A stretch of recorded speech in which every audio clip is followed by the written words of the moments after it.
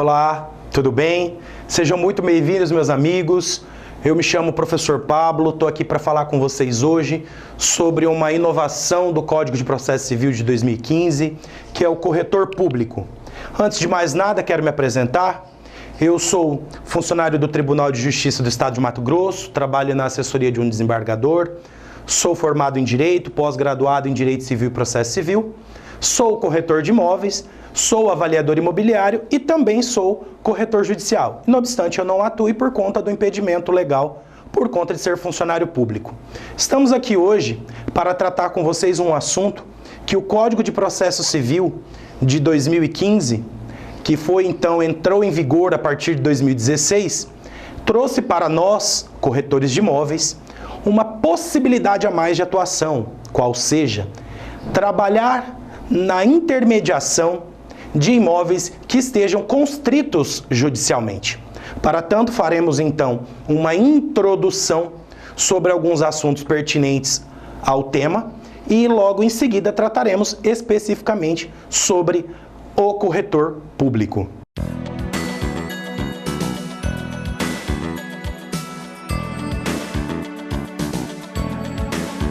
Não temos como começar a nossa aula senão tratando sobre o conceito do que é direito. E o que é o direito? Num sentido amplo da palavra, o direito é um conjunto de normas jurídicas que vigoram em um determinado país, no nosso caso, no Brasil. Ele trata de regras impostas aos seres humanos, de modo em que venha disciplinar o ordenamento, a forma como essas pessoas se comportam em sociedade. Vejamos, estamos diante de uma avenida em que não existam placas, não exista a mínima sinalização possível. A lei existe para que tudo isso seja, então, coordenado, para que as pessoas entendam até onde elas podem ir e aonde, especificamente, entra o direito do próximo. O direito é também conhecido como uma norma objetiva, que normatiza, que regulamenta as relações humanas, que garante a harmonia social, que preserva a paz, que traz nas relações humanas entre pessoas a boa-fé, que é o que nós esperamos das pessoas.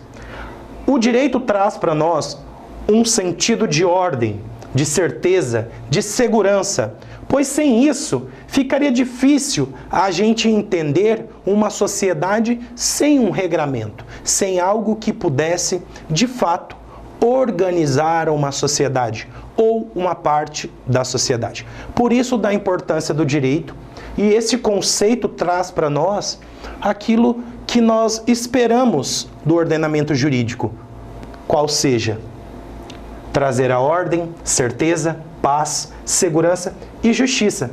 E, inclusive, por conta disso, nós não podemos confundir a finalidade de um direito com o direito propriamente dito. Porque o direito, ele é um instrumento que existe para evitar conflitos e quando isto não é possível, ele soluciona. Ou seja, o direito ele também tem um caráter preventivo e quando ele não consegue agir de modo preventivo, ele se torna então um solucionador, um pacificador de conflitos. Por que disso? Porque ele precisa trazer para nós a segurança jurídica esperada. Eu explico melhor.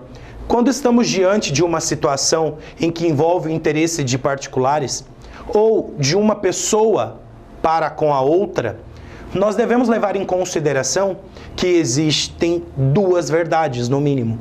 A de um lado e a do outro. E é o direito, é o ordenamento jurídico, na figura do juiz, é quem vai trazer para nós, então, aquela que é considerada a verdade obtida através do processo e das provas trazidas aos autos pelas partes.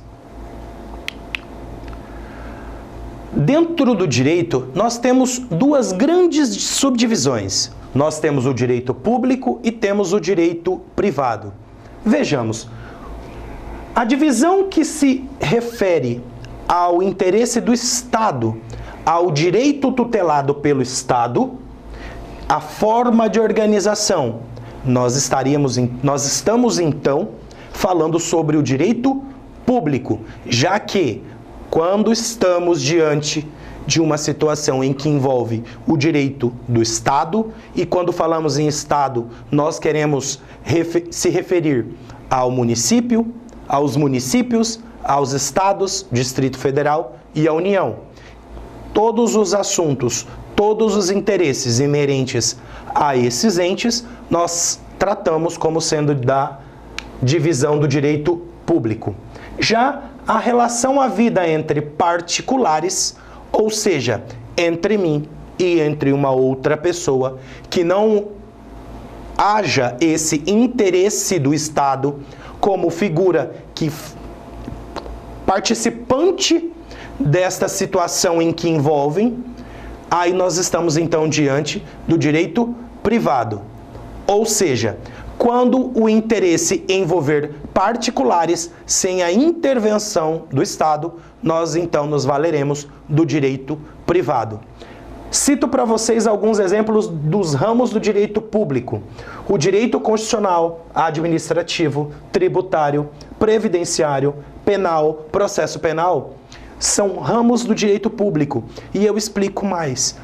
Um exemplo: quando, por exemplo, a União estabelece as regras da Previdência, ela está tratando de um interesse público. Assim como, por exemplo, em um estado, seja ele qual for, estado de Mato Grosso, Rondônia, no Pará, nós não podemos legislar sobre direito penal, porque essa é uma atribuição de competência exclusiva da União, por se tratar de direito público, e ela entra onde? No ramo do direito público.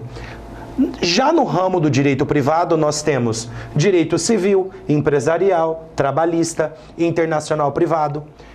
Por que disso? O direito civil, nós sabemos que é a lei que regulamenta a nossa vida em sociedade. Logo, se nós estamos falando sobre direito civil, significa que nós estamos tratando de direito entre particulares. Assim como posso dar um exemplo no caso da legislação trabalhista, onde há a contratação de uma pessoa por um empregador e aquela pessoa, a partir de então, se torna um empregado. Então, chegamos à conclusão que estamos tratando de direito privado. Fontes do direito. As fontes do direito nada mais são do local em que ela nasce, do seu nascedouro. A origem do direito estão nas fontes do direito. A lei, os princípios, a analogia, jurisprudência, costumes são fontes do direito e eu vou tratar de cada uma delas para melhor entender.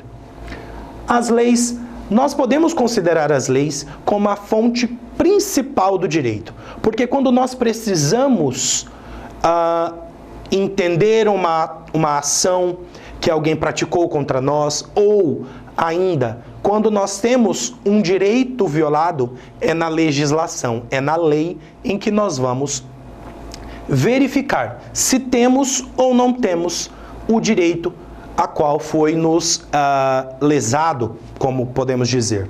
Então a lei é o preceito jurídico escrito, emanado do legislador e dotado de caráter geral obrigatório, ou seja, não há que existir uma lei que sirva apenas para o professor Pablo, ou alguma lei que exista apenas para proteger o João, mas existem leis que protegem parcela da sociedade, como eu poderia dizer a lei que estabelece o Estatuto do Idoso, poderia dizer também o Estatuto de Pessoa com Deficiência, o portador de alguma necessidade, que hoje nós tratamos como pessoas com algum tipo de deficiência. Então, é na lei a nossa fonte imediata, é a nossa fonte formal, de modo em que, quando necessitamos nos valer dela, ou em que nela precisamos verificar a existência de um direito, é a lei que vai nos assegurar.